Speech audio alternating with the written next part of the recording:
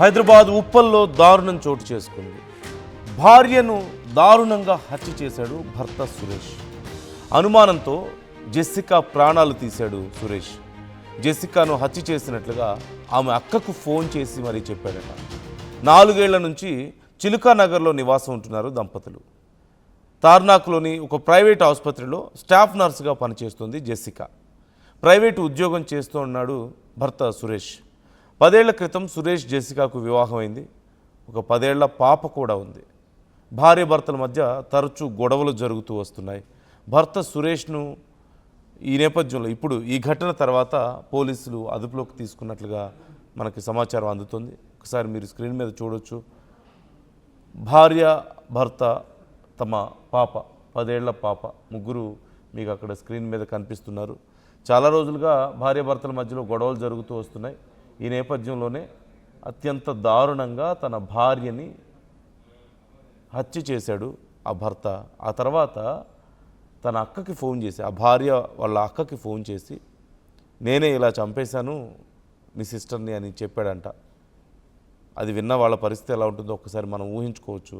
ఆ ఘటన జరిగిన తర్వాత పోలీసులు అక్కడికి చేరుకొని ఈ ఘటనకు సంబంధించిన సమాచారాన్ని సేకరిస్తున్నారు. అక్కడ ఉన్న వాళ్ళందరితో మాట్లాడారు. కారణాలు ఏంటి అనే డీటెయిల్స్ ఇప్పటికే కనుక్కున్నారు. అండ్ ఒక్కసారి మీరు అక్కడ ఉన్న పరిస్థితిని చూడండి. ప్రజలందరూ భయభ్రాంతులకు గురై అక్కడ ఎలా ఉన్నారో వారందరినీ పోలీసులు అడిగి కనుక్కుంటున్న డీటెయిల్స్ కూడా మీకు కనిపిస్తున్నాయి.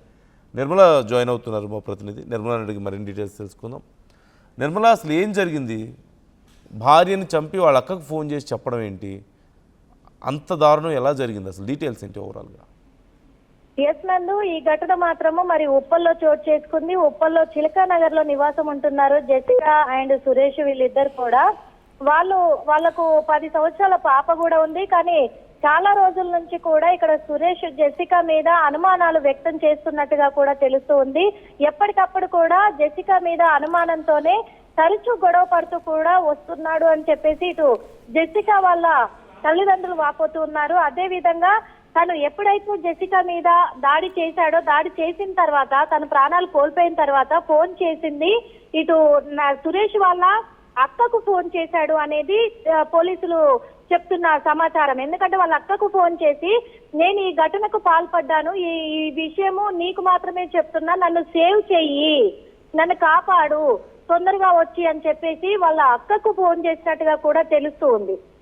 తర్వాత అంతకు ముందు కూడా ఈ ఘటన జరగడానికి ముందు రోజు జెసికా ఆఫీస్కి వెళ్ళింది. ఆఫీస్ లో తన జాబ్ అంతా కూడా పూర్తి చేసుకొని వచ్చిన రోజు నైట్ నుంచే వీళ్ళ మధ్య గొడవ అనేది స్టార్ట్ అయింది అనేది కూడా తెలుస్తూ ఉంది. ఎందుకంటే ఇప్పటికే పోలీసులు తెలియజేసిన సమాచారం ప్రకారం కూడా ఇంటి పక్కన ఉండేవాళ్ళు ఏదో మాకు గొడవ అయితే వినిపించింది, ఒకరి మీద ఒకరు అరుచుకోవడము అని చెప్పినట్టుగా కూడా పోలీసులు వెల్లడించడం జరిగింది.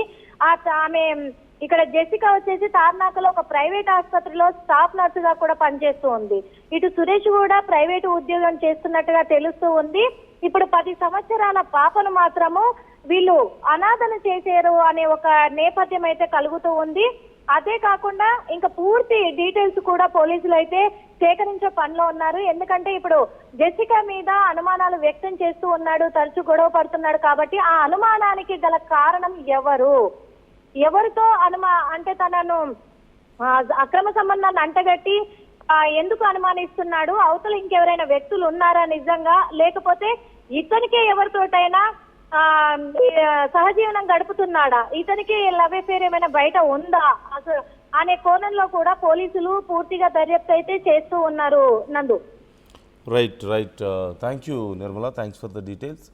సో భార్య మీద అనుమానంతోనే చాలా రోజులుగా గొడవ పడుతూ చివరికి అత్యంత దారుణంగా తన భార్యని హత్య చేశాడంటూ తెలుస్తోంది. ఆ తర్వాత తన అక్కకి కాల్ చేసి, నేను ఇలా చేశాను, నన్ను సేవ్ చేయని అడిగాడట. చేయాల్సిన ఘోరం చేసిన తర్వాత వాళ్ళ అక్క ఏం చేయగలుగుతుంది, ఏం సేవ్ చేస్తుంది? సో ఈ ఘటనకు సంబంధించి ఇప్పటికే పోలీసులు కేసు నమోదు చేసుకున్నారు. ఇంకా పూర్తి స్థాయిలో దర్యాప్తు చేస్తున్నట్లుగా తెలుస్తోంది. ఆ చుట్టుపక్కల ఉన్న వాళ్ళని కూడా అడిగి సమాచారాన్ని తెలుసుకున్నారు. మీ అభిప్రాయాలు ఏంటి ఈ ఘటనకు సంబంధించి? కామెంట్ చేయండి.